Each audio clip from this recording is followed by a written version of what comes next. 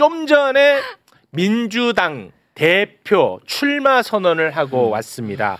아주 1분 1초가 아까운 분이고 소중한 분입니다. 박찬대 의원 박수로 맞이합니다. 네. 안녕하세요. 알찬대 기똥찬대 지금은 당찬대. 당찬대. 박찬대 의원입니다. 네, 반갑습니다. 안녕하세요. 이렇게 네. 하면 되나요? 너무 좋아요. 네. 사실 이제 매불쇼에는 처음 함께 하는 거지 않습니까? 예. 네. 직접 와서 우리 두 분을 뵈니까 네. 너무 반가운 것 같아요. 그래요? 존재를 알고 있나요? 매불쇼의 존재를? 그럼요. 압도적 재미. 네. 네. 항상 나 이재명이 있는 줄 알고 왔는데 가끔 나오시죠? 압도적 재미 이재미. 개그 코드가 웃음을 좀 너무 쉽게 네. 생각하지 않았으면 좋겠습니다. 네. 하긴 뭐 제 아재 개그에 터지는 사람은 이잼밖에 없습니다. 그렇게 연결이 또. 터집니까? 그건 확실합니까? 터지기는 하는데 핍박도 많이 받습니다. 그렇습니까? 그럼 몇 퍼센트 정도 성공률입니까? 그것도 한 5할은 되는 거예요. 5할은 돼요? 예. 와, 5할이 된다고요? 예, 그렇죠. 그렇죠. 그 정도 되죠. 우린 다 웃겨요. 이제 뭘 말하면 우리는 그냥 빵 터져요. 그래요? 네. 근데 이 아재 개그가 처음에는 익숙하지 않은데 네. 알아듣는 사람이 있고 못 알아듣는 사람이 있어요. 생각하면 웃겨요. 처음엔 썰렁한데 네. 남들보다 먼저 알아듣는 것을 발견하는 순간 네. 우울감을 느낍니다. 그보다는 그러니까 알아듣는데 내가 알아들었는데 안 웃는 것을 보여주기 싫어서 못 알아듣는 척하는 경우가 더 많을 거예요. 아니 그렇진 않더라고요. 그렇지 않습니까? 네. 고집 있으시네. 고집 있어. 제가 아주 당차게 합니다. 당차게 합니다. 당찬데. 네. 1분 1초가 귀한 분인데. 이분이 개그에 대한 욕심이 굉장히 많으시더라고요. 예. 실제 많으신가 봐요. 개그에 대한 욕망. 그냥 호흡이죠, 호흡. 숨 쉬듯이. 웃긴데요. 호흡. 웃긴데. 웃긴 데가 아니라 박찬대. 웃긴데. 아니 정청래 의원 못지 않으신데요. 캐릭터가 똑같아. 아니 어떻게 너무 저는 그동안은 두 분이 참 상반된 스타일이라고 생각했었는데 네. 적어도 방송에서는 거의 똑같으신데. 웃기신데요. 네. 비주얼 차이만 좀 심하게 있죠. 네. 오늘 아무튼 네. 그 엄청난 네. 출마 선언을 하고 왔습니다. 저희가 짧게 영상을 준비했는데 짧게 보고 이야기 이어가겠습니다. 고민을 마쳤습니다. 확신을 얻었습니다. 그래서 결심했습니다. 저 박찬대 집권 여당인 더불어민주당 당대표에 도전합니다. 먼저 출사표를 던졌거나 앞으로 던지게 될 분들과 더없이 멋진 경쟁을 펼쳐 보이겠습니다. 상대를 존중하는 경쟁, 동지임을 재확인하고 더 좋은 해법을 찾아가는 경쟁. 그래서 상처가 남지 않고 결속력이 강해지는 경쟁을 승패보다 더 중시하겠습니다. 네. 조금 전에 네. 출마 선언을 했습니다. 8월 2일에 민주당 당대표를 뽑는 전당대회가 있는데 오늘 이제 선언을 함으로써 네. 현재까지 이제 두 분이 출마 선언을 했습니다. 네. 정청래, 네. 박찬대, 박찬대, 정청래. 앞으로도 계획을 갖고 있는 분도 있나요? 글쎄요, 아직 후보 등록일까지가 7월 10일이라 아직도 한 20여일 남아 있거든요. 네. 아마 그 사이에 당권 도전에 의사를 표명할 사람이 추가로 나올 수도 있다. 그렇군요. 그런데 정청래 후보하고 저하고 네. 뭐 워낙 막강하다 보니까 더 이상은 안 나올 거다. 예. 누가 나와도 변수는 안 될 거다. 예. 아니 그러니까 웃긴 얘기 웃자고 하는 얘기인지 아시죠? 이거 억지로 쓰신 거예요? 참으신 거예요? 네, 요거 좀 재밌었습니다. 네. 아마 재밌네요. 아마 더 나올 수 있을 것 같고요. 네. 3명까지는 경선이 없고 예비 경선이 없고 3명이 넘어가게 되면 한번 컷오프를 위한 경선이 한 번 있는데 네. 아마 어쨌거나 이제 정청래 우리 법사위원장 전 네. 그다음에 박찬대 네. 두 사람이 막강하죠. 멋진 경쟁을 아마 예. 우리 당원들과 국민들이 기대하고 있지 않을까 네. 이렇게 생각합니다. 아 그렇습니다. 네. 근데 당 대표 이제 나온다는 얘기는 그 동안에 많이 있었는데 고심을 조금 하신 것 같아요. 그 고심이 나오지 안 나가는 게 날까에 대한 고심이에요? 아니면 어떤 고심이 있었던 겁니까?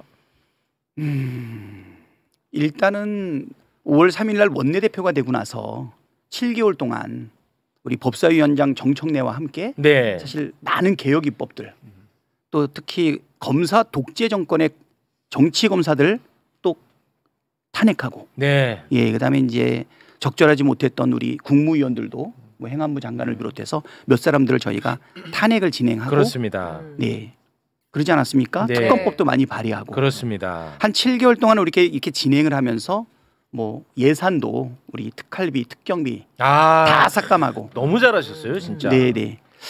그렇게 우리가 7개월을 딱 했던 시점인 12월 3일 날 지금 계엄이 터졌고 그 이후에 계엄 해제, 그다음에 탄핵소추 의결, 네. 그다음에 또 다 됐어. 파면. 원하는 대로 다 됐어. 대선 승리. 네. 지금 정말 급박하게 6개월이 지나오는 사이에 대선 후에 무엇을 할 것인가는 진짜 생각을 못 해봤어요. 그랬겠죠. 네, 특히 이제 파면이 되고 난 이후에 4월 7일 날 이재명 당 대표가 퇴임하고 제가 대표 직무를 받았을 때 대선 후에는 뭘 할 거냐라고 하는 질문을 받았는데 네. 정말 한 번도 생각해 본 적이 제가 없었던 것 같아요. 네.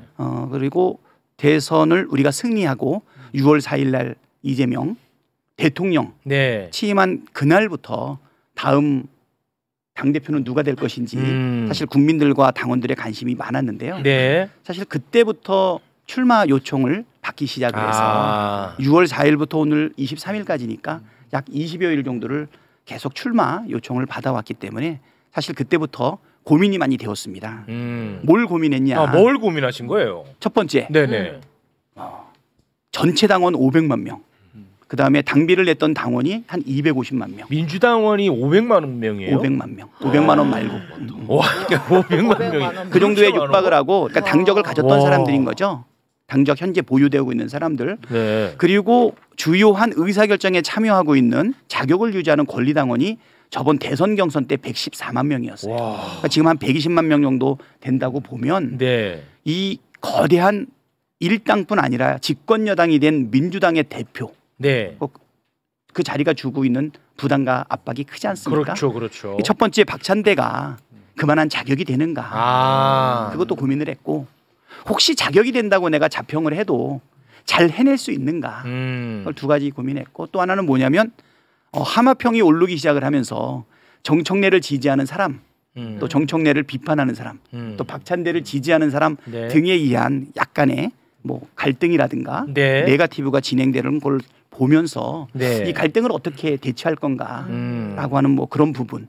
그리고 마지막으로 출중한 정청래와 또 더 출중한 우리 더 출중한 우리들의 우정. 말장난 좋아하십니다. 네. 진실만 얘기하는데요. 사실 우리는 정말 목숨을 내 걸고 그건 맞죠. 정치적 동지로서 네. 특히 스타 플레이어인 그다음에 반드시 득점 찬스가 오면 골로 연결하고 있는 법사위원장 정청래. 그 정청래를 법사위원장에 세운 박찬대. 잘하시네. 네. 잘하시는데. 그래서 우리 둘이 너무너무 계엄을 해제하고 그 다음에 대통령 탄핵 의결하고 그 다음에 헌재 파면 맞습니다. 극적으로 일어나지 않았습니까? 네, 맞아요. 그리고 다시 대선 승리까지 쭉 같이 해왔는데 네. 혹시 우리가 당권을 놓고 경쟁하는 과정 속에서 네. 혹시 서로가 좀 불편하거나 네. 우리의 우정에 혹시 금이 가면 어떡하나 뭐 이런 염려도 사실 솔직하게 있었습니다. 그래서 이제 이 부분이 고민이 많았고 정청래도 저도 서로 다른 길을 서로 갔으면 좋겠는데 하다 보니까 한 길에서 만나는 그런 일이 벌어졌기 때문에 정청래는 한결같이 사실 점 하나 찍어달라고 하지 않았습니까? 당대표에서 당대표로 경쟁자 슬로건까지 소개를 해줍니다. 소속들이 잘 알죠. 그래서 그 부분을 고민을 많이 했는데 결국은 뭐 2가지 정도 요소가 있었습니다. 하나는 믿음 때문에 정청래는 나하고 이 경쟁을 통해서 네. 갈등을 촉발하지 않고 극복해낼 것이다. 네. 잘하기 경쟁을 할 것이다.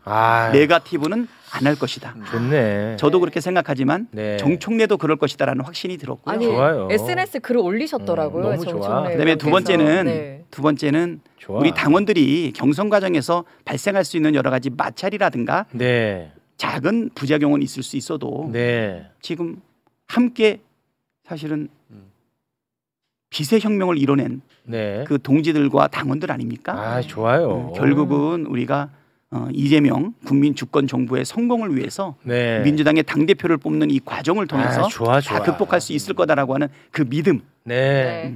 그 믿음이 있어가지고 네. 같이 경쟁해야 되겠다 이 좋아요. 마음이 들었고요. 마지막으로 하나는 혹시 두 사람이 조율을 해서 혹시 경선이나 경쟁을 피할 수 있는 미덕도 있지 않겠냐라고 하는 제안이 있었는데 그거 야합인데. 그렇죠.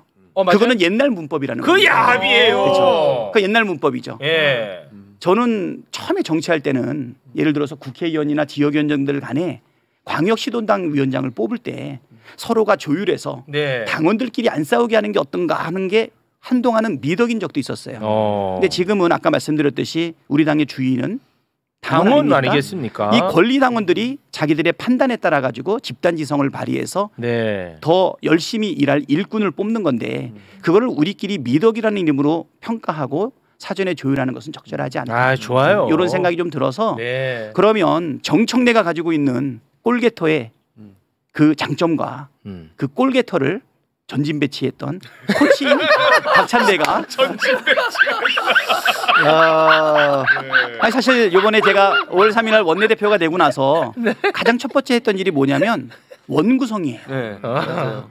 18개의 상임위 중에서 민주당이 몇 개를 가져오고 몇 개를 저쪽으로 줄 그렇죠. 것인가. 네. 첫 번째 저는 18개 다 가져와야 된다 이렇게 생각했어요. 와, 좋은데요. 시원시원한데요. 근데 한 번도 그래 본 적이 없었죠. 네. 이 법이 만들어지고 난 다음. 그렇죠. 김대중 대통령이 싸워가지고 네. 옛날에는 다수당이 다 가져갔었죠. 네. 옛날 전통 보수당이. 네. 근데 어느 순간부터 의석수 비율에 맞춰가지고 나눴고 그렇죠. 그것이 관례화되어 있었는데 네. 이제는 그 관례화는 네. 새로운 문법에 의해서 재정립돼야 된다. 그래서 저는 5월 3일 날 원내대표가 되자마자 18개를 다 가져오겠다고 국회의장한테 선포를 했습니다. 오. 그런데 관철하기는 어려웠죠. 네. 아마 과거의 관례는 국민들이 의석을 준 비율만큼 나눠주는 것이 관례였고 그렇게 또 오랫동안 해오지 않았습니까? 네. 그래서 이제 두 번째 결정은 뭐였냐면 18개를 다 가져오지 못한다면 그러면 11개를 어떻게 구성할 것인가? 여기서 또 저들은 관례를 주장을 합니다. 국회의장을 우리가 가져왔으니 법사위원장은 자기네 가져가겠다. 그거 큰일 납니다. 그래서 저는 국회의장도 우리가 했지만 법사위원장도 운영위원장도 과방위원장도 문체위원장도 그래서 국회 운영 그다음에 최종 상원 역할을 하고 있는 법사위 네. 그다음에 우리 방송 장악을 저지하기 위한 과방위 최민희 그다음에 보수 언론들을 적절하게 대응할 수 있는 문체위까지 우리가 기본적으로 이거는 확보해야겠다 마음을 먹고 네. 겉으로 보면은 제가 좀 말랑말랑하게 생겼지만 맞아요. 그 속에 송곳이 있었죠. 그래서 원내대표님이 그걸 지켜내신 거다 이 말씀이죠. 그거는 절대적인 원내대표의 권한입니다. 원 구성이. 네. 그래서 그렇게 해서 원을 구성을 했고요. 끝까지 포기하지 않아서 우리 우원식 국회의장님한테 별명을 하나 얻었습니다. 박찬대 야멸차다. 제가 원래 야멸찬대입니다. 네. 조금 피곤해지니까요. 아무튼 그래서 두 번째 고민은 뭐였냐면 상임위원장을 어떻게 구성할 것인가. 네. 법사위원장은 누구로 할 것인가. 네. 그때 아무도 제가 정청래를 법사위원장으로 세운다는 것을 아마 상상하지 못했을 거예요. 정청래 우리 위원장이 과방위원장을 1년을 하셨죠. 그렇죠. 그리고 다음 상임위를 1년을 하기로 했다가 사실 일부 최고위원이 무슨 상임위원장을 하냐라고 해가지고 양보한 적이 있어요. 맞아요. 그 양보했던 상임위원장 자리를 그것도 가장 으뜸 가는 법사위원장으로 세운다는 것은 아무도 생각하지 못했는데 네. 제가 그걸 결단을 내리고 정청래를 법사위원장으로 세웁니다. 아. 독이 될지 약이 될지 아무도 몰랐지만 네. 보약이 됐죠. 아. 정청래가 너무 잘하지 않았습니까? 아, 너무 잘했어요. 원내 전략을 우리가 세워서 무리한 요구도 다 그런 거죠. 갑자기 예측하지 못하게 빠르게 패스했는데 놓치지 않고 바로 골로 연결하는 네. 뭐 그런 거 네. 정청래가 너무 잘했고요. 네. 두 번째로는 우리 과방위원장 네. 네. 최민희 네. MBC 지키지 않았습니까? 알았어요. 이제 그만하세요. 하셨잖아 이제. 아 이거 의외로 굉장히 그 자기 자랑하면 비호감으로 비치기가 쉬운데 네. 상당히 그 호감은 유지하면서 자기 자랑을 아주 능수능란하게 잘하시는데 계속해서 자기의 경쟁자인 정청래를 최고의 스타 플레이어로 만들어. 그래서 야 이거 마무리 어떻게 하려고 그러시나? 야 정청래는 박지성이다. 나는 히딩크야. 와 이거는 진짜 상상을 못했습니다. 아 전략 아주 잘 짜셨네. 히딩크 그는 생각하지 않습니까? 아 잘 짜셨는데. 네. 아 기가 막힙니다. 네. 사실 지금 온 오프라인 양쪽 다 이 전당대회를 앞두고 이 반목하는 분위기가 좀 있어요. 그러나 두 선수가 저런 스탠스라면 저는 경쟁에서 그 정도 갈등도 없기는 어렵다고 봅니다. 두 선수가 중심을 지켜준다면 저는 이거 굉장히 아름다운 경쟁이라고 보는 입장입니다. 어떻습니까? 자신 있으신 거죠? 자신은 없지만 네. 용기를 내야죠. 예. 겸손한 스푼. 이재명 대통령과 아주 가까운 것으로 지금 알려지고 있는데 두 분의 인연은 제가 개인적으로 이렇게 알고 있기로는 2022년 이재명 후보 시절에 수석 대변인이었나? 네, 그렇습니다. 맞습니까? 네. 네, 네. 그렇게 시작된 걸로 아는데 혹시 그 더 전으로 거슬러 가나요? 실질적으로 같이 본격적으로 일하기 시작한 거는 네. 20대 대선 그것이 이제 경선 캠프가 차려진 게 2021년 7월 1일이에요. 그때 이제 수석 대변인으로 보임을 받아서 21년 7월 1일부터 네. 25년 지금 현재 6월 말까지니까 네. 거의 만 4년을 그러니까 사적 인연이 있어서 수석 대변인으로 가신 건 아니고 그냥 그렇게 된 겁니까? 사적 인연은 없었고 제가 사심은 있었죠. 사심은. 그러니까 개인적으로는 이제 좋아했는데. 네. 근데 어찌 됐든 이제 그렇게 그냥 임무가 부여된 거였나요? 그렇죠. 픽됐다고 하더라고요. 그래요? 네. 후보에 의해서? 그렇죠. 그 왜 그랬어요? 이재명을 돕는 사람이 많지 않았습니다. 당시에는 뭐 그럴 수 있겠죠. 국회의원 한 사람이 아쉬울 때였죠. 네. 전체 돕는 사람을 모은다 해야 한 7명 정도에서 7인의 얘기도 나오고. 2021년에는 그런 분위기였나요? 네, 그때 대선 경선 때 조금 더 붙었었죠. 그때 이제 경기도지사직을 유지하고 있을 때였는데 네. 저는 개인적으로는 2016년도 성남시장으로 그때 이제 세종문화회관 앞에서 그 지방 분권이라든가 아니면 주민들을 위한 예산을 자율적으로 쓸 수 있게 해달라라고 하는 것으로 박근혜 대통령하고 맞짱 뜬 적이 한 번 있어요. 이재명 성남시장께서 네. 단식을 하면서 네네. 그게 2021년 6월 18일이었는데 네. 그때 이제 지지 방문을 가가지고 앞으로 함께 하겠다라고 이야기를 했는데 그게 거의 첫 인연이라고 볼 수 있겠죠. 그러니까 2016년 6월 18일에 지지 방문을 했고 그건 일회성 만남으로 끝이 났나요? 그렇죠. 그 다음에 뭐 고맙다고 전화 한 번 받은 정도. 그러면 이건 굉장히 어거지로 갖다 붙이는 것 같네요. 네. 일회성 만남 빼겠습니다. 그럼 하나 더 네. 얘기하면 초선이 되자마자 그때 이제 인천시장 출신이었던 송영길 대표가 있었죠. 네. 예, 그때 시장 재선에 실패하고 중국을 갔다 오고 난 다음에 20대 대선으로 다시 4선으로 복귀합니다. 그때 이제 송영길 의원하고 네. 저하고 네. 성남시장이었던 이재명 전 성남시장을 판교로 방문해가지고 다시 간담회 등을 가졌던 적이 있었으니까 네. 그런 건 아까 말씀드렸듯이 좀 간헐적이었죠. 네. 네. 그리고 그 이후에 사실 경기도지사를 할 때 그 7인회 중에 한 멤버였던 사람과 함께 도지사 공간을 방문을 해가지고 좀 이야기를 나눴던 부분은 있는데 네. 지금 말씀하신 것처럼 21년도 네. 20대 대선의 수석 대변인으로 함께 한 것이 그게 본격적이다. 맞네요. 그러니까 제가 맞잖아요. 왜 자꾸 늘려요 이렇게 2년 쭉쭉 늘리지 마시고 담백하게 가셔야죠. 담백하게 제가 얘기하면 이재명 당시 대표의 의중을 가장 잘 읽어내는 사람이에요. 박찬대 당시 의원이. 제 느낌입니다. 아니 그러니까 그 1기 대표 때? 응. 일기 대표 때는 최고위원이었고 네. 2기 때도 마찬가지. 2기 때는 원내대표였고. 그러니까 그 맥락 속에서 보면 뭐 대표가 예를 들면 여러 가지 얘기를 할 수도 있지만 말을 못하는 경우도 많잖아요. 네. 그 의중을 가장 잘 읽어내는 능력을 갖고 있는 사람 중에 한 분이에요. 네. 아무튼 뭐 저는 뭐 그게 막 되게 중요한 이야기는 아니고 그냥 개인적으로 그 인연이 언제부터였는지 좀 궁금해서 한번 여쭤봤던 거고 저는 박찬대 의원님이 원내대표 시절에 우리는 거의 대부분을 내란으로 함께 하지 않았습니까? 그때 12월 7일 윤석열 탄핵 소추안 이거를 이제 통과를 시켜야 되는데 국민의힘 의원들이 다 나가버려서 이 정족수가 미달이 되는 사태가 발생했어요. 105명. 그때 내가 얼마나 고통스러운지 몰라. 내가 지금 말하면서도 막 울컥울컥한데 그때 박찬대 원내대표가 국민의힘 의원 한 명 한 명 이름을 부르면서 돌아오라고 이야기를 합니다. 그때 그 장면 잠깐 보고 오겠습니다.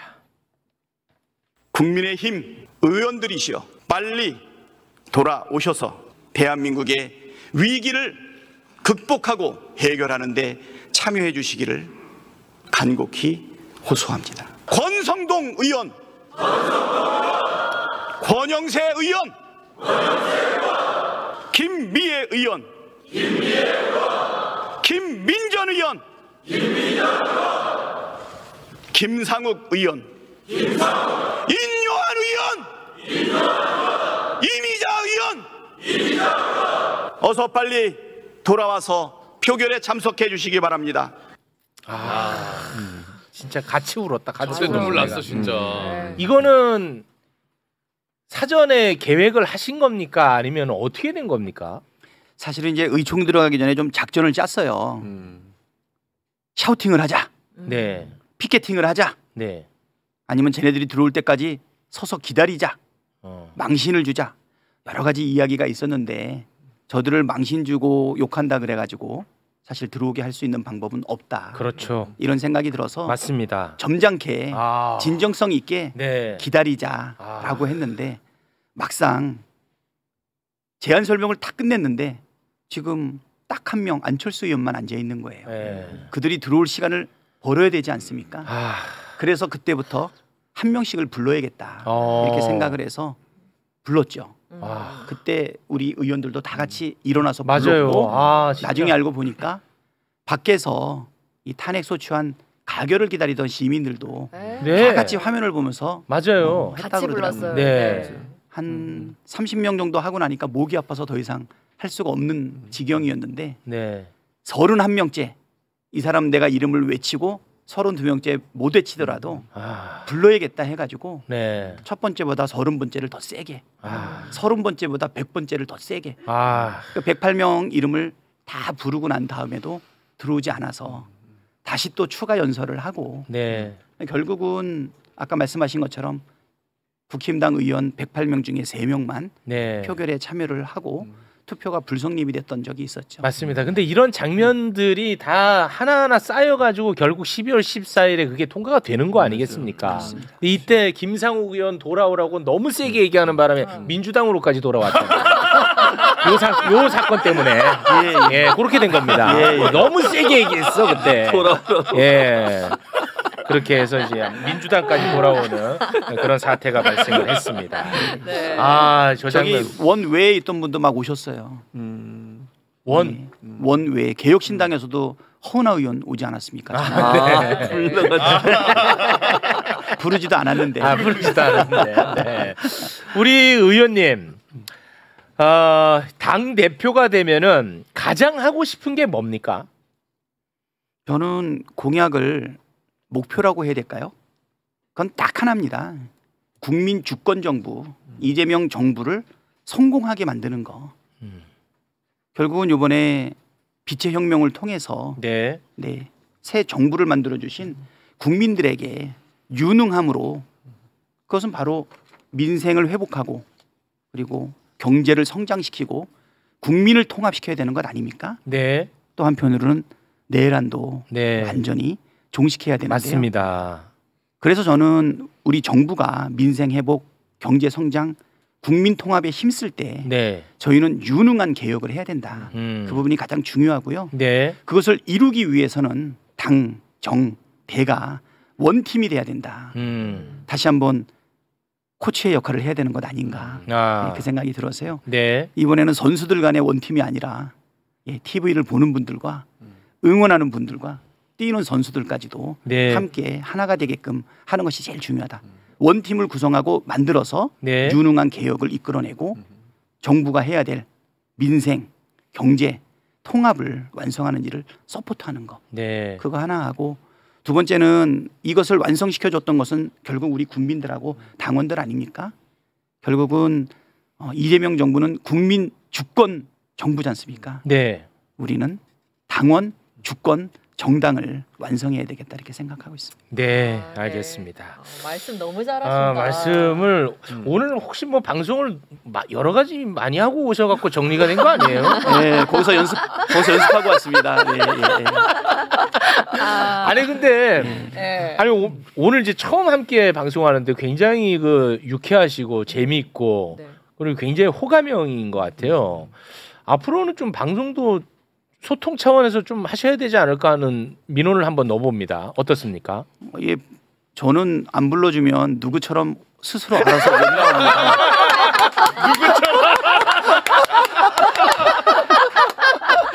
불러주셔야. 네, 맞습니다. 안 불러도 와야 돼요. 네. 와, 괜찮아요.